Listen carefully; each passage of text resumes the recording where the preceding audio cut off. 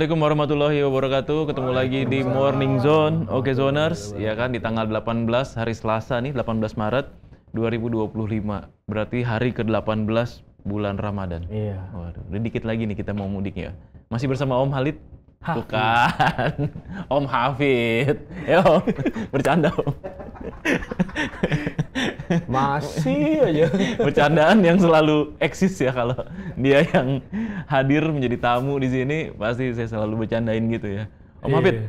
Iya. Ini 18 hari ke-18 ya, artinya dikit lagi ya. Kemarin ASN sampai pensiunan TNI, Polri itu juga semuanya udah dapat THR tuh katanya. Iya. Ya kan tanggal 17. Ya, terus kemudian pegawai swasta katanya maksimal H-7. Tapi sebagian besar udah tuh. Iya. Udah dapat tuh. H-10 udah dapat semua tuh. Sudah pada nunggu notif THR masuk. Iya, benar. Dari bank tuh kan. Iya, Kak. Tim-tim menunggu notifikasi. Info saldo dong. Iya. Gitu, kan? Sama nih, kita juga lagi nunggu ya. Mudah-mudahan cair segera. Nah, aura-aura mudik ini udah makin terasa gitu. Wah, ya. Meskipun ya dengan berbagai macam kondisi ya belakangan ini ya. Ekonomi yang sedang tidak baik-baik saja gitu ya. Dan memang harapannya dengan pembagian THR di awal, otomatis nanti roda perekonomian akan berputar lebih kencang lagi gitu ya. Karena spending untuk produk, spending untuk transportasi itu juga akan terus, termasuk juga hotel mungkin ya, dan penginapan dan segala macamnya itu akan besar gitu ya bagi masyarakat terutama yang tinggal di kota-kota besar ya, ke daerah gitu kan. Perputaran uangnya lebih merata, benar. Jadi nggak cuma di kota-kota besar aja ya. Di kampung juga. Di kampung nyawer banyak. Kuliner ya kan. Kalau udah pulang kampung kan bawaannya kangen nih masakan daerah nih gitu ya kan. Datang ke sini jajan. Jadi laku semua tuh udah. Iya, laku semua. Males tinggal di rumah orang tua atau mertua gitu kan. Ya udah di hotel aja deh. Udah gitu. penuh banget tuh. Hotel high pasti season penuh. lagi. High season, benar. Dan itu perputaran ekonomi yang terus berputar, ya mudah-mudahan ini juga memacu pertumbuhan ekonomi buat Indonesia ke depannya nih ya. Ini momentum yang bagus nih Lebaran nih untuk mengambil cuan. Iya kan di semua lini tuh ngambil cuan. Nah Om, ini terkait soal mudik, ya kan. Ini juga banyak nih ceritanya nih ya kan. Selain sekarang udah nambah beberapa tol gitu ya, baik di Jawa maupun di Sumatera, ada juga soal mudik gratis, terus kemudian transportasi mudik. Nah ini bisa diceritain nggak sih ini Om, puncak arus mudiknya sendiri di tahun ini tuh kira-kira kapan?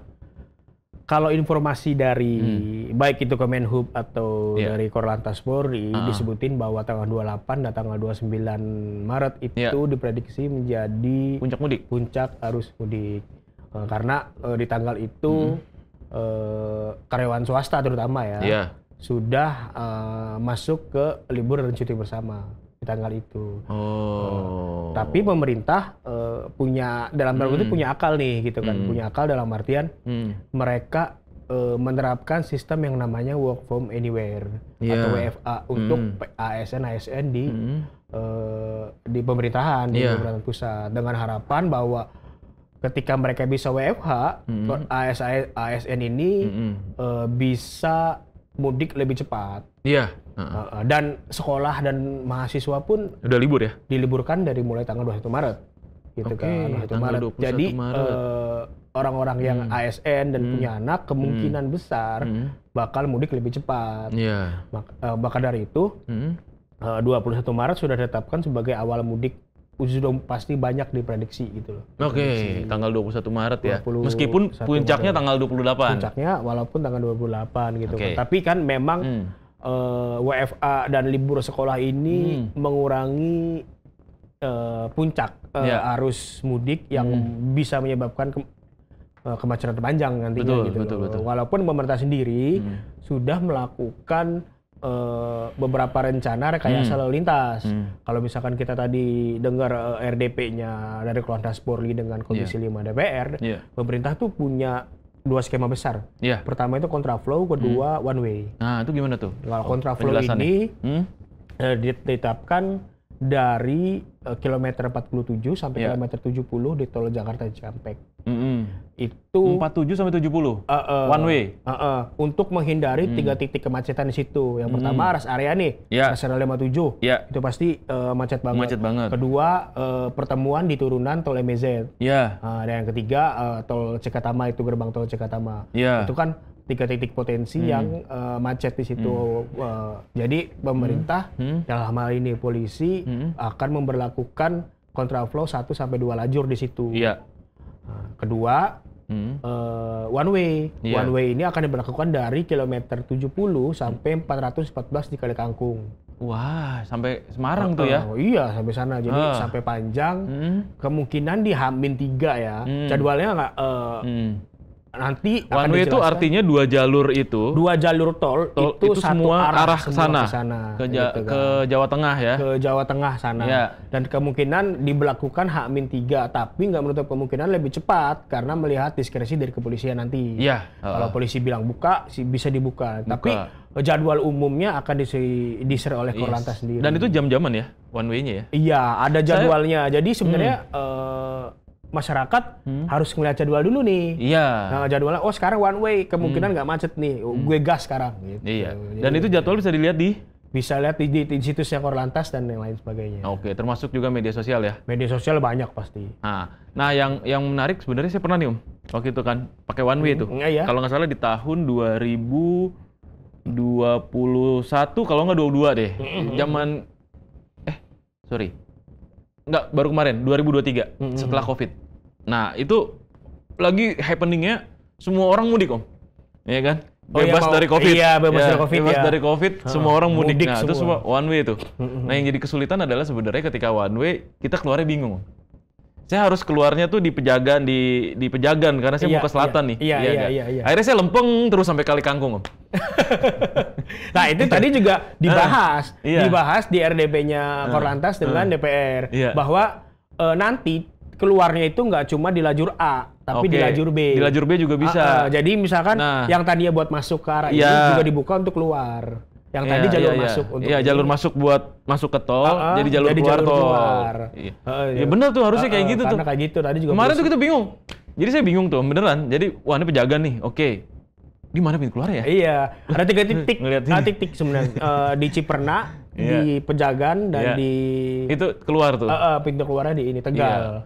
Mentok-mentok akhirnya ke Kali Kangkung tuh, Zoners. Jalan-jalan itu.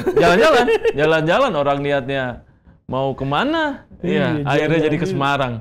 Ya udah. Jadi jalan-jalan. Ya tapi polisi juga tadi bilangnya bahwa ada pembukaan di jalur B bahwa yang tadinya jalur masuk itu bisa untuk jalur keluar. Jadi tidak menumpuk di jalur A.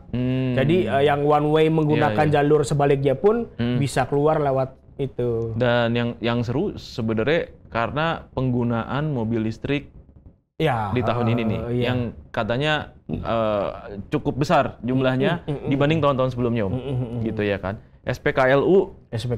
Nah, ini kita lagi cek nih. Jadi PR nih. Jadi PR pasti. Kemungkinan nih ya, kita masih prediksi gitu. Apakah nanti port atau stationnya itu jumlahnya banyak gitu, atau enggak? Ya kan? Karena ngisinya nggak kayak ngisi bensin nih. Pasti lama kan kalau. Pasti lama, ya nggak. Fast chargingnya aja 30 menit, ya enggak? Ya kan? Nah, kalau mobilnya ngantri jam-jam, itu ada 3 jam cuman ngantri nge-charge listrik gitu kan, ganti-gantian gitu. Ya itu yang pentingnya. Nah, ini juga udah jadi ini harusnya jadi pertanyaan juga nih, apakah SPKLU itu ready, berapa banyak jumlahnya? Ini kan belum dijelaskan ya secara detail gitu. Meskipun udah banyak yang menyampaikan tempat-tempat rest area atau SPBU yang ada SPKLU-nya. Tapi jumlahnya berapa kita belum cek tuh, Om. Gitu. Jadi memang itu jadi PR bersama karena kita kan switching dari fosil dari konvensional ya ke listrik. Itu kan perlu jadi tindakan juga dari pemerintah. Gitu kan beda tuh ya. Kalau ngisi pakai nozzle itu kan cepet ya. Gitu, hitungan menit lah kelar tuh full tank gitu. Iya kan? Karena dia ngisi air kan. Ini kan ngecharge ya. Ngecharge paling cepat kan 30 menit ya. Gitu. Nah, ini mobilnya ngantri panjang banget nih kalau cuma 3 biji. Iya kan, kebayang tuh. Tapi kalau mobil listrik tuh berapa kilo penumpukan? Sebenarnya sih kilonya kan beragam range-nya ya. Kalau kayak Wuling atau nggak apa-apa nyebut merek ya, maksudnya mau nggak endorse di sini nih gitu ya. Mudah-mudahan ada sponsornya nih. Iya gitu ya. Iya, yang kayak yang kecil tuh, yang kecil itu kurang lebih sekitar 150 sampai 250 kilo gitu. Berarti tapi walau ke Cirebon juga tetap harus ngisi ya itu kayak gitu tuh ya. Lah iya, makanya di Cirebon ya mungkin ngisi ya. Ada juga tapi yang sampai 400 Om. 450, 420 ada beberapa merek kayak Chery segala macamnya, terus kemudian BYD, terus kemudian Hyundai gitu ya. Itu lumayan jauh jarak-jaraknya. Kalau mudiknya ke Surabaya misalnya ke Madura, PR juga ya kalau misalnya. Iya, Wuling RF kayaknya yang paling kecil ya, range-nya ya. Yang mobil mini tuh. Iya, yang itu ya, yang kecil. Tapi yang lainnya kayaknya jauh-jauh tuh. Tergantung bodinya. Dan itu juga nggak bisa rombongan kayak mobil sekarang ya. Kayak rombongan kayak mobil dulu lah kasarnya. Kalau mudik bawa rombongan banyak gitu kan. Terus bawa di atasnya bawa. Iya, bisa-bisa aja, sebenarnya nggak masalah. Cuman yang memang jadi PR adalah kayak misalnya mau mudiknya sampai ke Malang gitu. Kan jaraknya jauh tuh, iya kan? Dia tuh harus nyari stopan atau rest area untuk ngisi lagi gitu. Karena jaraknya yang tadi jarak tempuhnya ya. Kecuali mau bermain resiko nih tiba-tiba mati jalan. Ya lebih ribet Om gitu. Itu kalau mobil listrik mau mati di jalan gimana tuh? Nggak ya dorong. Nggak rusak gitu, nggak apa gitu kan? Enggak sih, tapi mesti mau beli bensin eceran juga kan nggak bisa. Mau izin ke orang kayak misi mas gitu, mau numpang nyolok gitu kan nggak mungkin juga. Nah colokan yang kayak beberapa yang memang menggunakan fast charging itu pakai colokan khusus. Tapi kalau colokan yang di-convert dengan colokan rumah itu bisa seharian. Iya, bisa malam lah, iya. 6 jam lah, 7 jaman gitu. Iya, nah ini juga jadi menarik nih ya, jadi warna tersendiri nanti nih ketika mudik. Mulai muncul fenomena kendaraan listrik. Iya, betul. Yang tentu kebutuhan dan ininya pun beda-beda gitu. Iya, mungkin nanti bisa bikin artikelnya Om. Iya kan? Iya, itu menarik tuh. Ya, tips-tips ini ya, tips-tips untuk mobil listrik gimana? Iya, untuk mobil listrik. Nah, kebetulan Okezoners ini kita juga mau nyoba sebenarnya Om. Gitu. Kita mau nyoba mudik duluan sih sebenarnya gitu untuk ngecek SPKLU-nya sebenarnya gitu ya kan ada di rest area berapa terus kemudian jumlahnya berapa banyak ya, ada buat laporan khusus itu ya laporan khusus buat ngecek lah kira-kira efektif nggak sih gitu karena saya yakinnya sih pasti makin banyak karena di jalanan Jakarta banyak Om mobil listrik maksudnya sekarang kan iya kan ketemu udah kayaknya sejauh mata memandang kita lihat kalau di ojek online pun udah ada yang pakai mobil listrik gitu kan. Transport listrik, ojek mobil online pun juga ada gitu. Nah gitulah kira-kira. Apalagi kira-kira yang lagi ramai di Okezon? Ya itu soal mudik di situ. Termasuk juga nanti ya kita akan ngobrol-ngobrol juga dengan narasumber kita ya, pengamat transportasi ya. Mungkin nanti kita akan banyak diskusi soal ini ya, mudik gratis ini gimana. Terus kemudian pelaksanaannya seperti persiapan angkutan umum, angkutan umum juga seperti yang disorot gitu kan. Termasuk juga fasilitas ya, tol, terus kemudian marka jalan, tarif-tarif tol dan segala macamnya. Ya. Siap. Oke. Tetap di Morning Zone, jangan kemana-mana, kita kembali sesaat lagi. Cepat terkoneksi. Lengkap di sini. Okezone.com.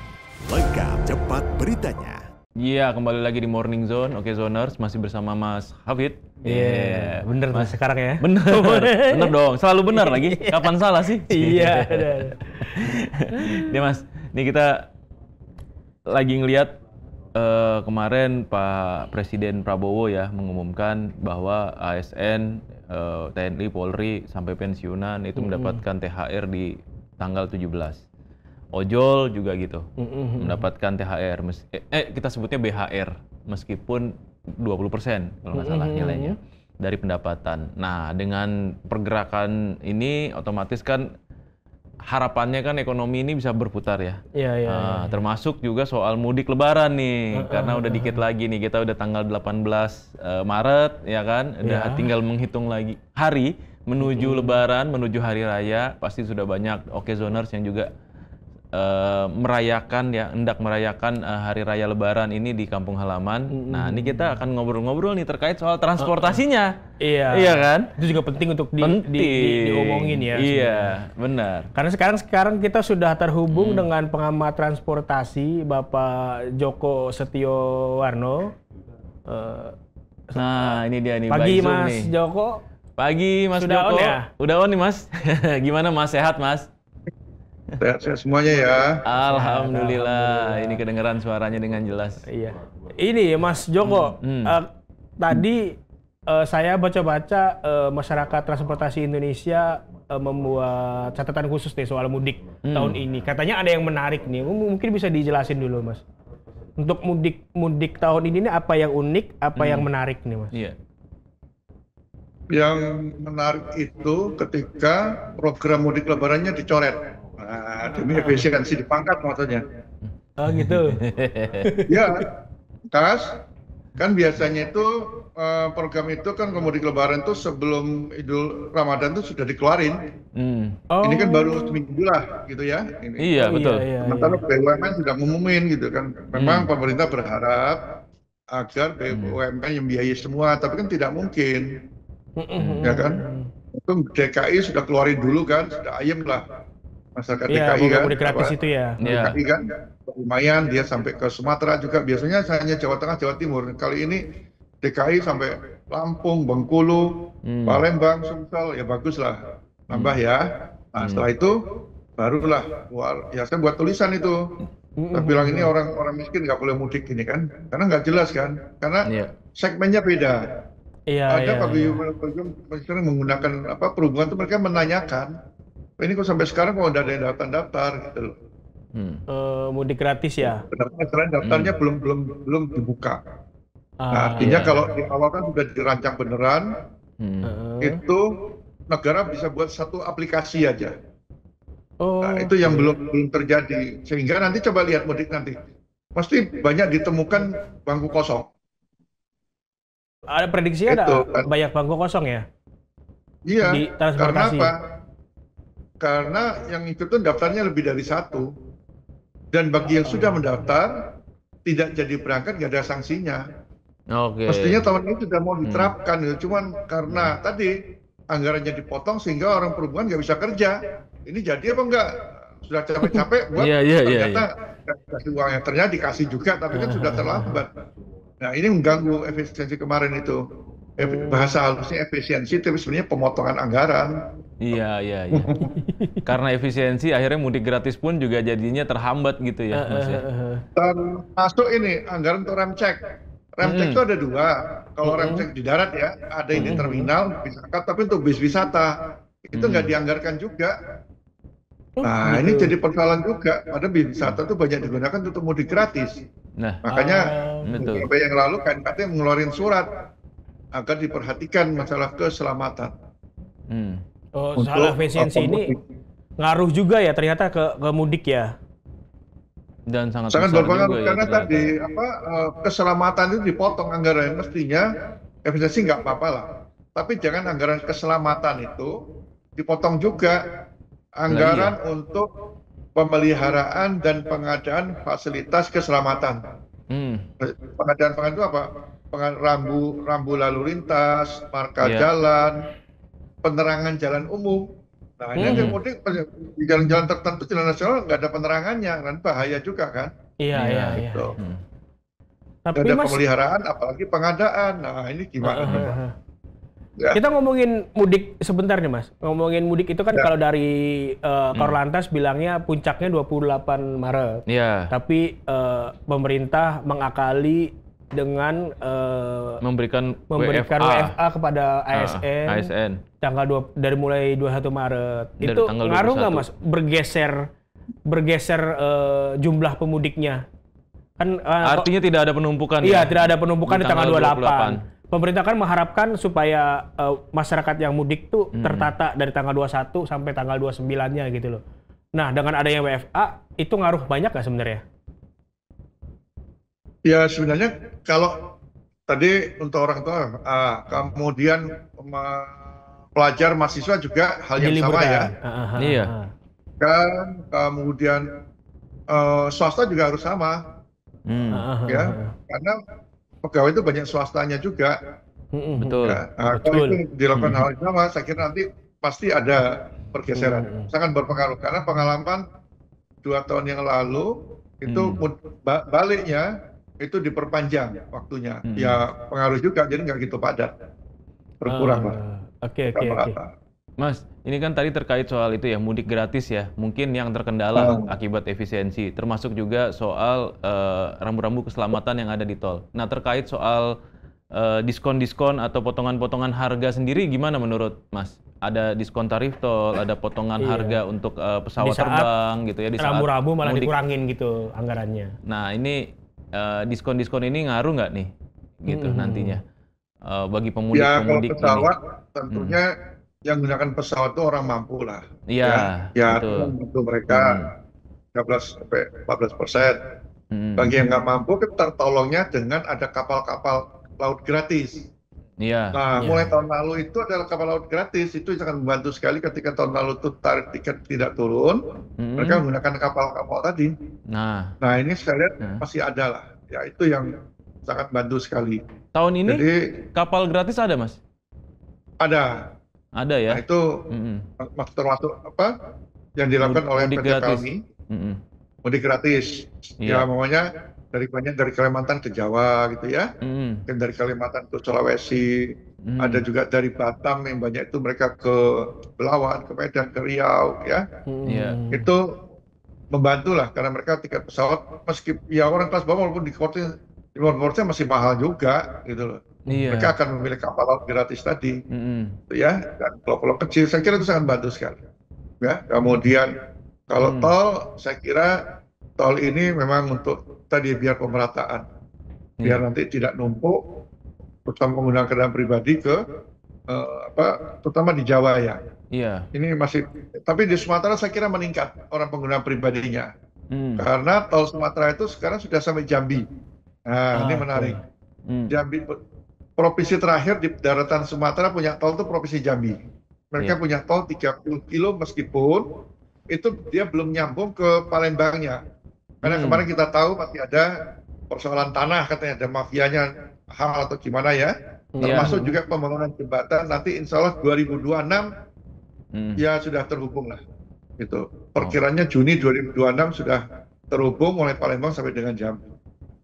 Wah mantap dong. Tapi kalau tahun ini yang di Palembangnya di Jambi 30 kilo ya lumayan bantu lah ya, tinggal cuman fungsionalnya yang ke Jambinya belum ini. Kalau itu bisa bantu, tapi pengalaman kemarin saya tanyakan kepada orang-orang di Jambi ketika Nataru itu bertambah kok, makanya di Jambi terminalnya sudah mulai bagus. Nanti saya mungkin hari Rabu Kamis mau ke Jambi mau lihat kondisinya seperti biasanya saya keliling.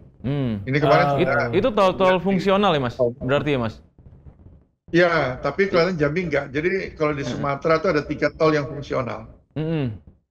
Yang 3 itu. Yang itu belum diresmikan artinya ya? Nah, yang 3 itu kalau saya tidak salah itu ada Padang Sitincin. Nah itu ya Sumatera Barat. Kemudian ada di Sumatera Utara dari Indragiri ke mana itu ya Kak? Asahan Kak. Kisaran. Ada, kemudian saya lupa satunya lagi ada tuh.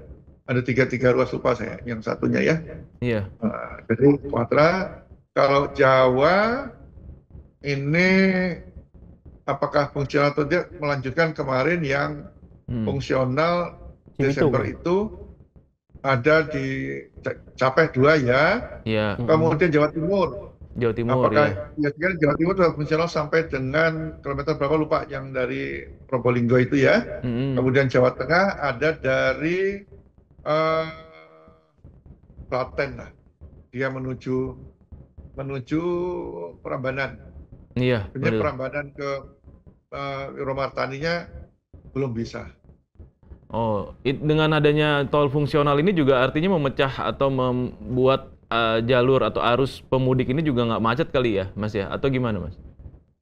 Ya, memberikan kemudahan lah. Jadi kalau jalan tol di Jawa, di Sumatera itu, dia bisa memberikan untuk perjalanan 50%. Sampai 50% tol itu ya? Ya, Jakarta Solo dulu perjalanan tuh bisa 12-13 jam. Iya. Ya, 12-14 jam. Sekarang 7 jam juga bisa. Sampai ya, di Solo. Parang Jakarta dulu 10-12 jam, sekarang 6 jam. Ada potensi bottleneck gitu nggak sih, Mas? Iya, potensi bottleneck gitu, macet panjang. Macet panjang itu. Bottleneck di Jawa deh terutama. Kalau sekarang sudah terhubung enggak ya? Enggak ya? Dulu yang Brexit 2016, Brexit itu 2015 ya. Iya. Itu masalahnya karena bottleneck-nya tolnya itu baru sampai Brebes. Betul, dia iya. belum nyambung. Sementara saya masih ingat, entah siapa yang ngasih informasi ke Pak Presiden, dia bilang silakan menikmati tolnya. Jadi orang yang ke Jogja tuh lewat Brebes semua. Nah itu jadi macet, padahal biasanya mereka dari Pejagan sudah ke selatan. Iya betul. Salah informasi aja. Tapi sekarang seperti Brexit, insya Allah nggak terulang lah, karena sudah terhubung. Jadi kalau sudah suruh keluar. Kalau dari jalan atau fasilitas kan sebenarnya sudah lumayan bagus ya. Tapi kalau dari transportasi umum sendiri kesiapannya seperti apa, Pak Mas Joko? Karena kan polisi kemarin melarang warga untuk mudik pakai motor ya. Iya. Mengimbaunya pakai transportasi umum. Nah, penilaian Mas Joko sendiri soal transportasi umum di kita itu sudah siap belum sebenarnya? Sudah bagus belum sih? Ya gini, kalau jalan saya kira sekarang masih masalah itu. Jalan Pantura tuh belum bagus semua. Iya. Ini jalan non-tol nih berarti. Non-tol ya, yang PR ya. Iya. Tol ya. Kalau jalan tol karena setiap hari saya menggunakan, setiap minggu saya lewat tol, ini sedang proses perbaikan.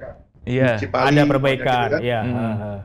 Perbaikan ya targetnya memang seminggu sebelum Lebaran katanya udah selesai. Iya. Gitu. Ya. Kemudian kalau kesiapan angkutan umum, nah ini yang menarik. Jadi Kementerian Perhubungan itu setiap tahun melaksanakan survei potensi penumpang menggunakan moda angkutan. Potensi pergerakan ya. Salah satu pilihannya adalah menggunakan moda angkutan. Ya. Nah, di moda angkutan itu selama ini pilihan mereka itu selalu milih pertama mobil pribadi, kedua sepeda motor, ketiga kereta, keempat angkutan bis, ya, antar kota. 2024 kemarin hasil surveinya berbalik. Pertama milih kereta, kedua milih bus, mobil itu pilihan ketiga, sepeda motor keempat. Ada bergeser ya. Nah, yang sekarang beda lagi.